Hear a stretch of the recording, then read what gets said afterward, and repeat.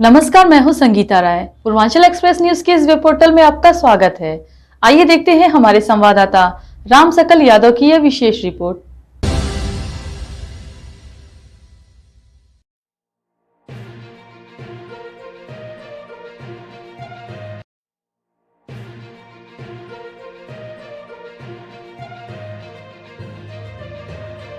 आजमगढ़ के सठियाव ब्लॉक के पैकोली गांव निवासी योगेश्वर नाथ मिश्र पुत्र राजेंद्र नाथ मिश्रा ने युवाओं को बिना ध्यान भटकाए अपनी शिक्षा पर ध्यान देते रहना चाहिए और एक लक्ष्य की प्राप्ति के प्रति अपने को फोकस करना चाहिए और जब तक लक्ष्य न मिल जाए तब तक उसके लिए प्रयासरत पूरी लगन के साथ करना चाहिए। बाकी और जो भी अपने शौक है वह लक्ष्य प्राप्ति के बाद पूरी उम्र भर पूरा कर सकते हैं। शुरुआती 10 साल कठिन मेहनत का समय होता है। योगेश्वर नाथ मिश्र अपने संघर्षों को भी याद किया और कहा कि उनकी माताजी का देहांत तभी हो गया था जब वो छोटे थे, लेकिन उनकी सिखाई बातों को हमेशा जिंदगी में याद रखें और अपने लक्ष्य के प्रति समर्पित रहें। उन्होंने कहा कि हमेशा उनके मन में रहता था कि एक लक्ष्य जिससे उनके घर का, उनके गांव का, उनके शहर का, जिले का नाम रोशन हो। उन्होंने कहा किसके लिए उन्होंने कठिन परिश्रम किया। गाँव में प्राइमरी की शिक्षा ग्रहण करने के बाद सखियों की पढ़ाई की और फिर दिल्ली जाकर तैयारी कर उच्च शिक्षा हासिल की। इसके बाद अमेरिका में नासा में जाकर रिसर्च किया। हमेशा नई जगह पर नए लोग, नए चैलेंज मिलते हैं, लेकिन इसके बाद भी वह डटे रहे। उससे आपको सफलता मिली और आपका जो शुरुआती दौर रहा कैसा रहा?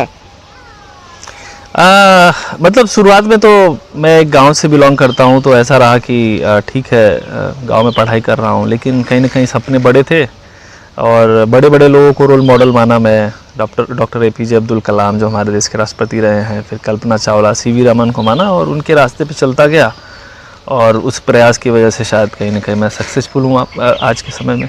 कितनी कठिनाइयों का दौर था उस समय जब आप एक छोटे से आजमगढ़ ज़िले से थे और बाहर जाना और पढ़ना, मतलब कितनी कठिनाइयाँ बीच में आई आपके साथ? जी, कठिनाइयाँ तो बहुत रही हैं। जैसे मैं किसान का बेटा हूँ, तो होता है कि घर में पैसे रुपए की कमी होती है, तो माँ बाप बहुत झिझकते हैं बच्चे को इंजीनियरिंग पढ़ाने के लिए, सारी चीज़ें।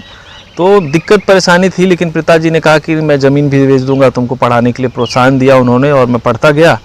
और फिर माताजी मेरी गुजर गई हाई स्कूल के बाद, तो बहुत दुख ऐसा लगा कि गया है, एक वैक्यूम सा क्रिएट हो गया। और ये समझ लीजिए कि 2 साल ऐसा गुजरा मेरा कि मुझे खुद होश नहीं रहता था कि मैं क्या कर रहा हूँ। किसी तरह से पढ़ाई किया मैं, बड़ा मुश्किल वाला टाइम मैं देखा हूँ अपने। और फिर दिल्ली में भी मैंने जाके बच्चों को पढ़ाया, ट्यूशन पढ़ाया, सारी चीज़ें की।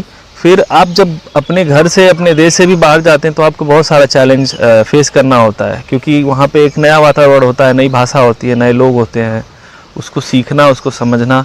और फिर आप ये नहीं जान पाते कि लोग आपके बारे में क्या सोचते हैं, और अपनी एक पहचान बनाना बड़ा मुश्किल होता है। नासा में ही जब मैं गया तो वहाँ पे जो साइंटिफिक लेवल है लोगों का, टेम्पर जो है बहुत ही हाई है, क्योंकि वहाँ पे एक से एक क्रीम लोग आते हैं। तो वो भी एक चैलेंजिंग मोमेंट था, लेकिन मैंने अपने आप को शायद ये इस चैलेंज के लिए रेडी किया कि नहीं, मैं अगर यहाँ पे आया हूँ तो मैं सीखूँगा और कुछ ऐसा करूँगा जिससे मेरे ज़िले का, मेरे देश का नाम होगा। और इस टेक्नोलॉजी के थ्रू यही हुआ है कि अब देखिए हमारे ज़िले का भी नाम हो रहा है, प्रदेश का भी नाम हो रहा है, देश का भी नाम हो रहा है। किसका किसका सहयोग था?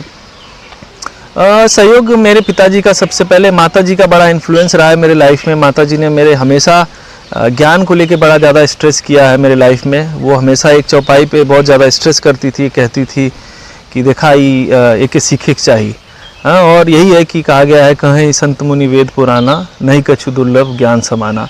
कि वेद पुराण संत मुनि यही कह रहे हैं कि ज्ञान से दुर्लभ कुछ भी नहीं है। और यही चीज़ मैंने सीखी अपने लाइफ में कि आपके पास ज्ञान है तो आप सब कुछ अर्जित कर सकते हैं। और नई पीढ़ी को भी यही सलाह देना चाहता हूँ कि आप ज्ञान के पीछे जाइए, नॉलेज के पीछे जाएंगे आप, एक बार आपको यूनिक नॉलेज मिल जाएगा तो आपको सफलता जरूर मिलेगी। आजमगढ़ के जो युवा हैं उनको क्या प्रेरणा देना? आजमगढ़ के युवा को यही संदेश देना चाहता हूँ कि आप मेहनत करिए, बड़े सपने देखिए, लेकिन हाँ, ईमानदारी से उस लक्ष्य की तरफ जाइए। और जो भी चीज़ें आपको डिस्ट्रैक्ट करती हैं, जो भी आपके सपने के बीच में आता है, उसको छोड़ दीजिए, कहीं ना कहीं त्याग करिए। और चाहे वो मोबाइल हो गया, चाहे और सारी चीज़ें जो है आपको डिस्ट्रैक्ट कर रही हैं, तो आप सोच लीजिए कि आपका एक लिमिटेड पीरियड का टाइम है, उतने देर में ही आपको मेहनत करनी है। एक समय है आपका, मान लीजिए आप 10 साल से लेकर 20 साल या 22 साल तक पढ़ाई कर लीजिए, उसमें अपने आप को इन्वॉल्व करिए और जब आप किसी लायक बन जाएंगे तो और सारी चीज़ें जो आपका इंटरेस्ट है, हॉबीज़ हैं, उसको बाद में भी परस्यू कर सकते हैं।